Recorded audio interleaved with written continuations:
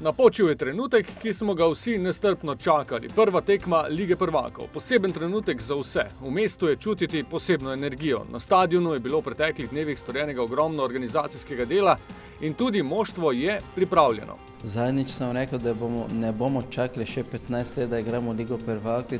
To je resnica. In zdaj seveda Ligo prvakov je najboljša liga v svetu za meni. In seveda motivacija je, komaj čakamo, da igramo ta tekma. In mislim, da ekipa smo v dobri poti, smo motivirani ful, da lahko igramo dobra tekma in komaj čakamo, da štartamo tekmo, da igramo to Ligo prvakov, ki je to zelo posebno za nas. Dan pred tekmo je minil, kot je to tradicija pri evropskem Mariboru, s treningom in pa obveznostmi za medije. Trener pa je pojasnil tudi, v kakšnem stanju moštvo pričakuje dvoboj z ruskim prvakom.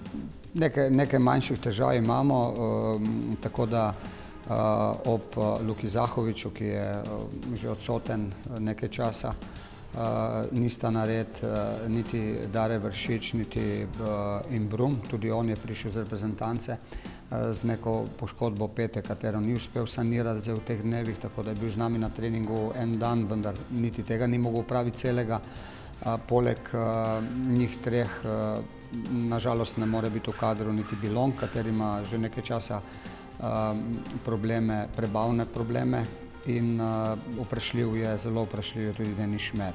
Ostali so zdravi in jasno, tako kot jaz, komaj čakajo jutrišnje srečanje.